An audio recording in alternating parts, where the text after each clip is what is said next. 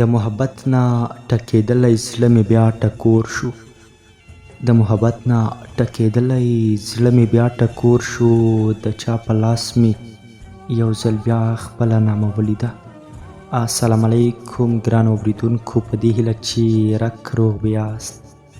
ګرانو، نن به درته د سپوږمۍ خور ناول درېیمه برخه وړاندې کړم، په دې هیله چې تر پایه مې ملتیا وکړئ. په تېره برخه کې مو واورېدل چې شینکۍ کله خبره شوه چې واک ماته ګوډه شاعري هم کوي، نو له واک څخه یې د هغه شعرونه وغوښتل. واک هم کتابچه راواخیسته او هغه ماتې ګوتې کرښې یې د شینکۍ مخې ته کېښودې.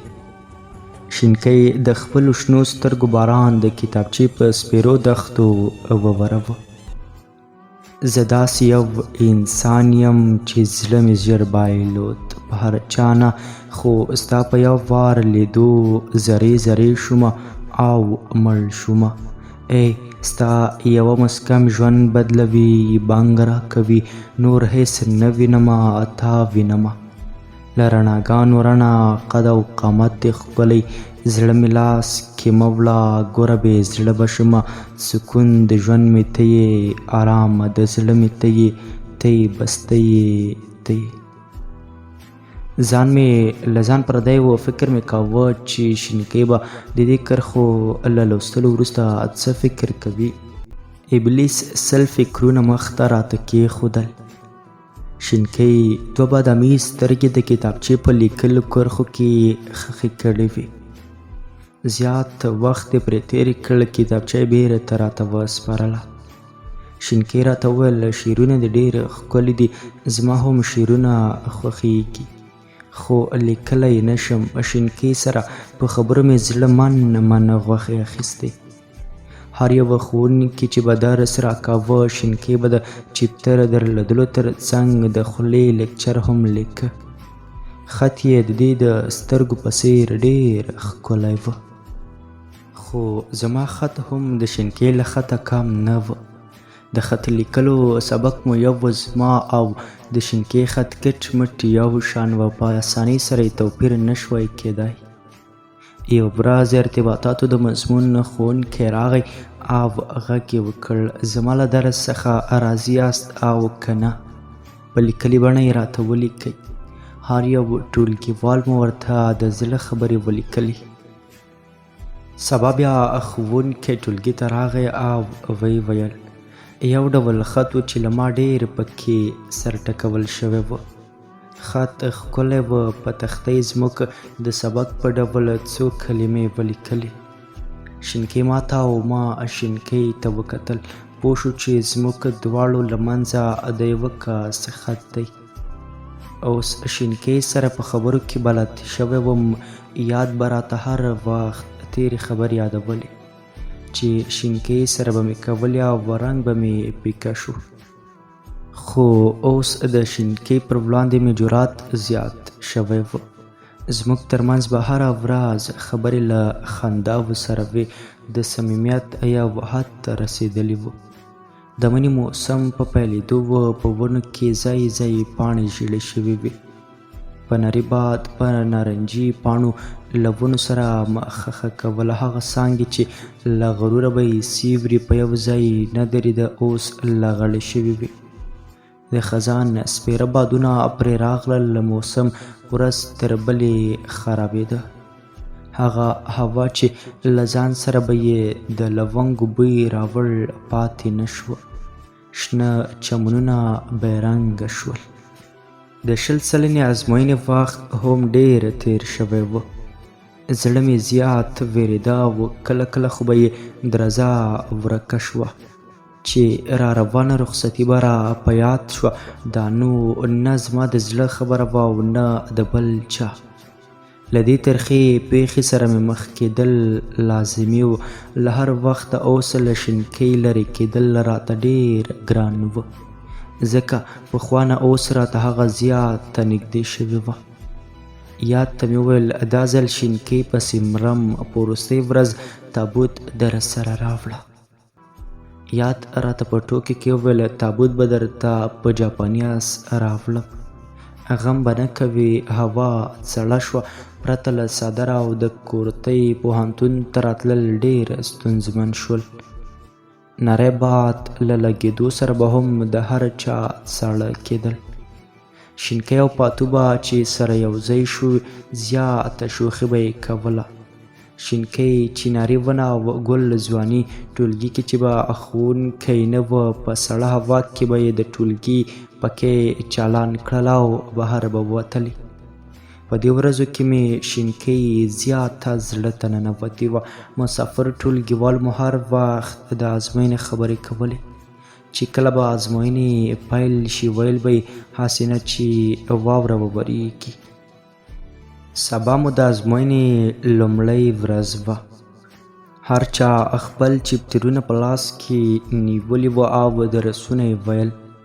د شینکۍ هره خبره مې په زړه داغ پاتې شوه. مینه ناکې خبرې او د هغې خماري کتل یوازې یوه ورځ یې پاتې وه چې د شینکۍ شنو سترګو او ګلرنګې څېرې ته به په مړو سترګو وګورم او ښه دیدن یې وکړم. شینکۍ د تېر سیمستر په څېر نه وه. د هغې خبرې او کړنې راسره زیاتې ښې شوې وې. له هغې جدا کېدل له ستوني د زهرو غړپ تېرول و. دا وخت له شینکۍ جدا کېدل زما لپاره ځکه ګران و چې 3 میاشتې مو یو بل سره نه لیدل. په وروستۍ ورځ چې به مې شینکۍ ته وکتل زړه به مې راډاک شو. شینکۍ او پاتو په دې ورځ شنې لوپټې په سر کړې وې او د پوهنتون په انګړ کې لکه د چوانغر سهارنۍ کوترې الوتلې. خو زما په نري زړه یې د ژړاګانو باران پیل کړی و. شینکۍ چیناري ونه درلوده او ورسره چې به یې لوړې څپلۍ په پښو کړې دومره به راته زړه ته ننوته چې ځان به مې په خپل ځان بخیلي کوله. د پوهنځي مخې ته مو ټول ټولګیوال راغونډ شوي وو او یو له بله د مخخې غېږې اخیستې. خو زما سترګې او زړه له ژړا نه تشېده. یو ځای ته لاړم. ټولګیوال مې له نظر لاندې و خو هغوی زه نه لیدم. شینکۍ ژېړ له خاورې رنګي دستکه له غاړې ته اچولی و او پاتو یې له دواړو لاسو نیولې وه. دواړو خبرې کولې. شینکۍ به ورته له خندا په ملا ماته شوه او په ګلابي شونډو به یې لاس کېښود. زما د زړه له رازه پرته له یاد نور هېڅوک خبره نه وه. د شینکۍ هر بېلتانه په اور داغلم. له زړه به مې لکه سوځېدونکې ربړ تورې لوخړې پورته کېدلې. موبایل مې په جیب کې وتړنکېده. یاد راسره خبرې وکړې. ویل یې چې چېرته یې؟ د پوهنځي مخې ته راشه. دا چې زما اوښکې پر مخ راغلې وې او سترګو به مې هم رنګ اړولی و. مخ ته مې څو لپې اوبه واچولې چې څوک راباندې پوه نه شي. د پوهنځي مخې ته راغلم. د شینکۍ شفتلي کورتۍ په ځان کړې وه. د هغه وخت و که چا په غاړه کې لاس راسره اچولی وی او راسره یې زما ډک زړه تش کړی وی زیات ثواب به یې ګټلی وی.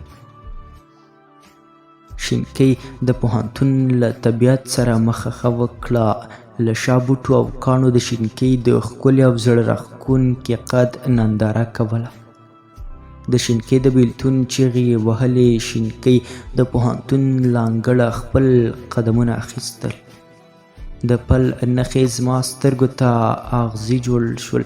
شینکۍ د پوهنتون له دروازې ووتله. د سترګو نظر مې د شینکۍ له قدمونو سره لوبېده. ماشوم احساس مې شینکۍ له لمنې رانیوله او هغه یې نه پرېښودله چې لاړه شي. شینکۍ له یو څو نجونو سره په موټر کې سپره شوه او زما هیلو زما له روح سره مخه وکړه. د اسمان له منارو راولوېدم. د بېلتانه په پسه چاړه حلال شوم. د وجود هډونه مې بې بنده ماته شول. د الوتو په وزر مې د سرېښو باران راغی. په رنګین بازار مې لمر په لمر پرېوته راوخوت. د ټولګي خواته مې منډه کړه. د شینکۍ د څوکۍ په خوا کې کېناستم. له تشې څوکۍ سره مې خبرې پیل کړې. تشه څوکۍ مې له ګریوانه راونیوله او په چغو چغو مې د شینکۍ غوښتنه ترې کوله. خو تشې څوکۍ هېڅ جواب نه راکوه. د ژړا پسرلی مې د بېلتون بیرغ راپاند و. ناهیلی له ټولګي ووتلم او د کلي پر لور راغلم. ځمکې ځای نه راکوه. ازلي فطرت مې سر په زنګون و. د زړه مجاز مې په شینکۍ پسې بایللی و. داسې به وم لکه کوم څه مې چې ورک کړي وي، او د هغه په لټه کې به وم. کله کله به مې د سمیر هجران سندره اورېدله. د زړه شینلې به مې لږ لږ پرې ښېرازه شو. په شپه ورځ نه پوهېدم. د ژمي نښې نښانې هم تر سترګو کېدې. یوه شپه ډېره ساړه وه. سبا چې بهر ووتلم د خدای طبیعت لکه د سولې کوتره سپینې جامې اچولې وې. تر زنګنو واوره ورېدلې وه. سپینو واورو سترګې برېښولې. د ونو په څانګو ډېرې واورې زنګېدلې. د بامونو سر ته پورته شوم. بامونه مې د واورې له شتون څخه پاک کړل. د کلي ماشومان کوڅو ته راوتلي وو، په واورو یې ویشتل کول. وروسته یې له واورې د انسان څېره جوړه کړه، خوا او شا یې ترې اتڼ کاوه. ځمکې سپین څادر اغوستی و. سهار چې به لمر سترګه له غره راښکاره شوه، د واورو په سر به سپرغۍ نڅا کولې. هر څه ښه نه وه. د وجود غړي مې داسې کرهخته وه لکه چا چې غوڅ کړي وي. هېڅ شي ته مې لاس نه ورتلو. د نړۍ له هیلو مې لاس وینځلی و. د شینکۍ د لاسه هېڅ نښه هم نه وه راسره چې لږ مې د زړه آرام پرې شوی وی. یوازې د هغې څېره مې د زړه په سترګو کې ساتلې وه. ژمی هم تر نیمایي رسېدلی و. د یاد دوی کور خواته ورغلم. یاد د خپل زردالو په باغ کې لرګي ماتول. په ساړه ژمي په تندي خولې ورماتې وې. د لرګیو ماتول یې پرېښودله. راته مخامخ کېناست. خبرې یې راسره پیل کړې. راته ویل اوس خو ښه یې، له پخوا نه څه ناڅه تازه یې. شینکۍ اوس هم یادوې که نه؟ یاد ته مې ویل دا چې در سره په سپیرو شونډو خاندم، دا هسې له نړۍ سره تمثیل کوم. په زړه مې نور څه دي، هغه څه مې په زړه دي چې په دې کمزورو تورو کې نشم بیانولی. زما د زړه خبرو لپاره داسې ژبه پکار ده چې زما د زړه پوره ترجماني وکړای شي. یاد راته موسکی شو او ویې ویل ستا خبرې هم سمې لکه د غني خان ګونګه شاعري، له ځانه د سم فیلسوف جوړ کړی. دا څه کوې ها؟ رب دې درته خیر راپېښ کړي. تا به بیا په کومو زیارتونو ګرځوو؟ یاد ته بیا په غوسه شوم. ورته مې ویل یو خو ستا له دا ډول خبرو خلاص نه شوم. یوه ښه د ډاډه خبره خو والله که راته وکړې، همدا زړه مې غورځوي او بس. د یاد له خولې په کړس خندا راپورته شوه. هغه خندا چې کله به یې په ټولګي کې وکړه نو ټولو ټولګیوالو به ده ته مخ راواړوه. یاد وویل د ماشومانو خویونه مه کوه، په هسې خبره ځان خفه کوي. اوس پوه شوم چې په کومو خبرو خفه کېږي. زه به هم هغه خبرې درته کوم. د کب میاشت هم رانوې شوې وه. تیز باد په هره شیبه ونې خورولې او څانګو به ورته د باد په نریو تارونو سندرې ویلې. داسې ښکارېده چې ژمی په ختمېدو و. د ونو په څانګو هم ګلان په سپړېدو و. وړو رنګینو مچیو به د ګلانو په منځ کې له شبنم عطرونه اخیستل او ځینو څانګو کې به غوټۍ یو له بله سره په مسکا وي. د پټیو په پولو هم شینلیو ځای ځای سرونه راپورته کړي وو. هره خوا د پسرلي رنګینې خوشبویې حس کېدلې. نرۍ وږمو به د هر چا طبیعت ته خوښي وربخلې. ونو شنه څادرونه اغوستي وه. نوی کال ته یوازې 3 ورځې پاتې وې. د فیسبوک په مجازي نړۍ کې لګیا وم. نجیب د مسنجر له لارې راسره خبرې وکړې. نجیب خو پیژنې هماغه ټولګیوال ملګری مې چې کیلګۍ ته د چکر لپاره راسره تللی و. هغه وویل سبا ته ځان تیار کړه چې د سمنګان ولایت تخت رستم تاریخي سیمې ته لاړ شو او نورو ښکلي ځایونه به هم وګورو. بله خبره ده چې یاد دې له یاده ونه وځي. هغه هم در سره خبره کړه چې راسره لاړ شي، لږ به یې ساعت تیر شي. په سبا 4 کسه چې ټولګیوال وو د پخلنځي ځینې توکي مو له خپلو کورونو له ځان سره واخیستل. 8 بجې د نجیب په فیلډر موټر کې د سمنګان ولایت پر لور روان شو. پر لاره مو بنډار ښه ګرم و. د نجیب ډریوري عجیبه وه. فیلډر یې پر لاره سم ناڅاوه. یا د غږ پرې وکړ نجیبه که ډریوري دې تر سمنګانو همداسې وي فکر نه کوم چې په روغو زړونو دې د رستم تخت وګورو. خیر نیمه ګړۍ دې وروسته ورسېږو خو چې روغ لاړ شو. ما هم له دې خوا وسکونډه چې سړیه په زړونو مو بلا بلا ارمانونه پراته دي، هسې نه چې د تورو کندو خوراک مو کړي. پام کوه ورورکه. ګړندی موټر مو د هوا ترینه سینه د مزل لنډېدو په موخه څیرله. د رباطک کوتل هوارې پوختۍ او جلګې مخ ته راتللې. په شنو دښتو کې د کوچیانو خیمې او کېږدۍ وهل شوې وې. واړه له ښکلاوو ډک وری د خپلو میندو په شاوخوا کې څرېدل.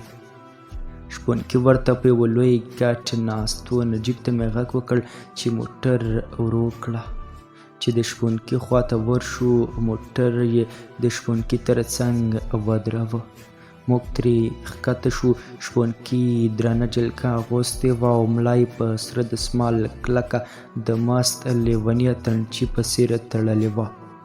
لوی لوی بریتونه او شملوره لونګۍ یې په سر کړې وه. سلام مو پرې واچوه. شپونکی له خپله ځایه راپاڅېد. لاس په لاس مو سره ستړې مشي وکړه. شپونکي وویل ځوانانو لکه چې د مزار شریف په لور د نوروزۍ لپاره ځئ. ما ورته وویل نه که د سمنګانو تر تخت رستم پورې ځو. که بخت یاري وکړه نو تر مزار شریف پورې به هم لاړ شو. شپونکي بله پوښتنه وکړه له کوم ځای راغلی؟ نجیب ورته په ځواب کې وویل د همدې بغلان یو دومره لرې مزل مو نه دی کړی. شپونکي کاته مې وویل چې شپېلۍ لرې که نه؟ په خندا د رمې پر لور روان شو. د آس له خورجینې یې سور رنګې شپېلۍ راوویستله. په خپل ځای کې کېناسته. شپېلۍ په شونډو کېښوده. دا سندره یې په ګونګو لفظونو کې غږوله. بیا کډې بارېږي پړې واچول اوښانو کې. څه وکړمه خدایه زړه مې بند دی په کوچیانو کې بیا کډې بارېږي. فضا بل ډول وه. شنو درو او جلګو د شپونکي دا سندره بیرته راغبرګوله. ټول ماحول رنګین رنګین و. د میږو غږونو د شپېلۍ سندرې ته زړه راښکونکی رنګ ورکاوه. ژیړ لمر په سرلنی موسم بنګینه شپېلۍ هر څه ښکلې وه. زړه مې د الوتو وزرې شنې کړې. خیال مې شینکۍ سترګو ته نیغه ودروله. د شپونکي په ترنګینه شپېلۍ کې مې د شینکۍ کړاس خندا لټوله. شپېلۍ غلې شوه. په غوږو مې لا د شپېلۍ خوږ غږ بونګېده. یاد را تر څنګ شو. په غلي غږ یې راته وویل له شپونکي شپېلۍ راواخله لږ یې ته هم وغږوه. د شپونکي شپېلۍ زیاته ښکلې وه او ډولۍ جوړه کړې وه. شپېلۍ سوریو ته مې خپلې 6 ګوتې ور جوړې کړې او دا سندره مې په ګونګو لفظونو کې وپیله. سپینې سپوږمۍ وایه اشنا به چېرته وینه ګونګۍ شوې ولې؟ ګونګۍ شوې ولې نه وایي حالونه؟ زما لیلا د سپوږمۍ خور ده ځکه یې هر څوک د ښایست صفت کوینه. ګونګۍ شوې ولې؟ ګونګۍ شوې ولې نه وایي حالونه؟ د شپېلۍ په ګرم ساس کې ډوب وم، نه پوهېدم چې د شپېلۍ راګ به په کومه روان و، خو زه د خیالونو په نړۍ کې د شینکۍ مخ ته ناست وم.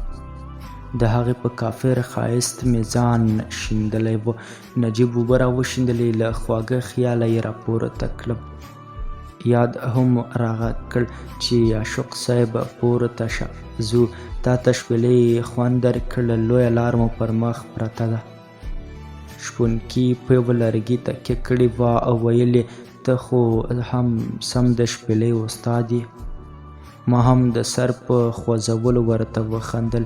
له شپونکي اکا سره مو مخه ښه وکړه. د سمنګان پر لور روان شو. لاره ډېره لوړه او ژوره وه. د سمنګان په ښار کې مو له یوه ځوان څخه د تخت رستم پوښتنه وکړه چې په کوم ځای کې به وي. ځوان د غره پر لور ګوته ونیوله او ویل یې د همدې لارې لمنه ونیسئ، نیغ به مو د تخت رستم ته بیایي. همدا لاره مو خپله کړه. لاره هم سمه لکه د مار حلق لوړه او ژوره وه. ځای ځای میلې ګرمې وې. زما لپاره دا ماحول عجیبه و. دا مې لومړی ځل و چې دې سیمې ته راځم. د تخت په خوا کې له موټره ښکته شو. تخت حیرانوونکی و، سم لکه په دیګي کې چې ګرد کاڼی واچوي او د کاڼي په سر د رستم تخت و. دا نقشه په یوه غره کې پیاده شوې، له کوز اړخ څخه په غره کې د غار په څېر یوه لار وه او د غار په دواړو خواوو کې تاخچې جوړې شوې. په همدې تاخچو کې ټولو ودرېدلو او د یو نندارچي په لاس مو انځورونه واخیستل.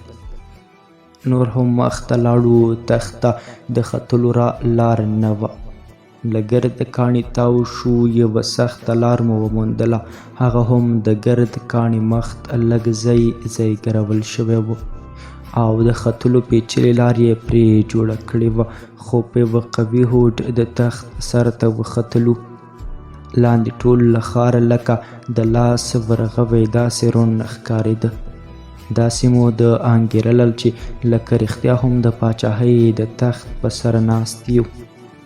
ما ته د شفیق مرید هغه سندره چې وایي د بلال خوږه اذانه سندره را په زړه شوه چې د سندرې انځور یې همدلته ریکارډ کړی و. له تخت څخه تاو راتاو شوم. دلته نه هېرېدونکي شینکۍ بیا را په زړه شو. زړه مې راته ویل چې ای کاش نن خو دلته یو ځای راسره وای. خو ملګرو مې نورو ډېرو مجازي خیالونو ته پرې نه ښودم. نجیب غږ وکړ ځئ چې ځو. نورو ځایونو ته مې لږ ګرموو. د تخت سر ته ختل څه ناڅه اسانه و، خو بیرته ښکته کېدل ډېر ګران و. په زیاتې خوارۍ د تخت له سر لاندې ښکته شو. په موټر کې سپاره شو. د یوې غونډۍ سره ته وختلو. همدا ځای مو خواښ کړ. 12 بجې وې. له موټر څخه مو ټول توکي ښکته کړل. 100 لیټره ډبه چې له اوبو ډکه وه هغه مو راښکته کړه. هر یوه دنده په غاړه واخیسته. ما د سبزۍ په مینځلو پیل وکړ. یاد دیګی په ګازي نغري باندې کړ. زړه ته مې ټک د شینکۍ هغه خبره ودرېده چې پاتو ترې پوښتلې وه. شینکۍ نن راته ستړې او ړنګه بنګه ښکاري چې څه خبره ده. شینکۍ ورته په خواږه راګین غږ وویل هو رښتیا هم نن زیاته ستړې یم. پرون زموږ کور ته زیات میلمانه راغلي وه. لالا مې له بهر راغلی د هغه ملګری دی چې ځي او راځي. ویګا مې ټوله شپه په پخلنځي کې چایونه جوش کړي، ځکه درته ړنګه بنګه ښکارم. ډېره بې خوبه یم. پاتو ورته په خندا شوه. ته پخلنځی او چای جوشول لرې خبره ده. زړه ته مې نه لوېږي چې ته دې په دغو سپینو لاسونو او ځلېدونکو نوکانو چای جوش کړې. شینکۍ به چې هر څومره خپله خبره کلکه کړه نو پاتو به نه ورسره منله. شینکۍ ورته وویل ای لیونۍ، زه آن په تناره کې ډوډۍ پخوم. د چای جوشول خو اسانه ده. هغې ورته وویل که یې نه منې نو سبا به په خپل لاس پاخه کړي پیرکي راوړم. بیا وګوره چې زه درته درواغ وایم که رښتیا. د همدې خیالونو په بازار کې مې د سبزیو پاکول ختم کړل او له یاد سره مې د پخلي په تیارولو کې مرسته وکړه. دلته دیګی پخېده خو هلته زما په زړه کې څوک څه پوهېده چې زما په زړه کې څه تېرېدل. خو خیر هر څه چې و یوازې په ما تېرېدل. د 4 کسانو ملګرو لپاره مو د 10 کسانو خواړه تیار کړي وو. هر څه ډېر وو او موږ هم ورته زیات وږي وو. خواړه مو دومره ډېر وخوړل چې په لاره سم تللی نه شو. مېوې لا هماغسې پر ځای پاتې وې. په ټولګي کې د سمنګانو یو څو ملګري راسره وو. هغوی مو هېڅ خبر نه کړل چې سمنګان ته درځو. د تخت پر سر چې مو انځورونه اخیستي وو، نجیب هماغه وخت انځورونه فیسبوک ته پورته کړي وو. د نجیب موبایل څخه غږ پورته شو. خبرې ورسره پیل کړې. نجیب هم په موبایل کې خبرې کولې او هم یې ما ته اشاره کوله. خو زه یې په اشارو نه پوهېدم. نجیب راته په شونډو یو نوم اخیسته. ما ورته سر وښوراوه چې نه پوهېږم. دومره پوه شوم چې نجیب ورته وویل له ملګرو سره به مشوره وکړم، بیا در سره خبرې کوم. خبرې پای ته ورسېدې. ما ورته وویل دا څوک و چې خبرې دې له هغه سره کولې او په شونډو دې ما ته یو څه ویل. نجیب ویل حبیب سمنګاني و. هغه خبر شوی دی چې موږ دلته راغلي یو. ویل یې تاسو به نن شپه خامخا له ما سره پاتې کېږئ. حبیب زموږ په ټولګي کې د سمنګانو ولایت و. یاد ورته ویل دا له کوم ځای خبر شو. نجیب په خندا شو. ویل یې هغه زموږ انځورونه په فیسبوک کې لیدلي دي. که ورنه شو نو خفه کېږي. حبیب زموږ په تمه دی د تللو یا نه تللو یوه پرېکړه وکړئ چې خبرې ورسره وکړم. ما هېڅ نه ویل. خیالونه مې شینکۍ له واورینو لاسونو نیولې وه. وږی خیال مې د هغه لاسونو په خپلو لاسونو کې موښل. له تږي فطرته مې نری کوکې اسمان ته ختلې. د ملګرو په لور مې مخ ور واړاوه. یا د اوږد آس ویلی وویست. ویې ویل دا څه راپېښ شو؟ ورتګ مو اړین دی. دې پرېکړې ته ورسېدو چې نن شپه د حبیب مېلمانه کېږو. نجیب د ټټر له جیب څخه موبایل راوویست. له حبیب سره یې خبرې وکړې چې درځو، خو په دې شرطه چې ځان به ډېره نه تاواني کوي. له دې خبرو وروسته مو د نجیب په موټر کې د نور محمد د کوچي او کندي کوچي هغه سندره ور واچوله چې وایي وا میمونه حلالوینه عربه توبه په سره غرمه کې. دې سندرې ته مو د غږ والونه ورتاو کړل. د موټر دروازې مو هم خلاصې پرېښودې. نجیب مخکې شو او موږ ورپسې. دا تڼ میدان مو ښه ګرم کړله. دا سندره مو څو ځلې د فیلډر موټر له لوډسپیکرونو په سندري اواز واویستله. د لمر وړانګو هم له موږ سره د نن ورځې مخه کوله او د تخت له خوا او شاو سیمو یې ګیلمونه راټولول. ګرانو اورېدونکو، دا و د سپوږمۍ خور ناول 3مه برخه. تر بیا راتلونکې برخې تاسې په پاک او مهربان رب سپارم.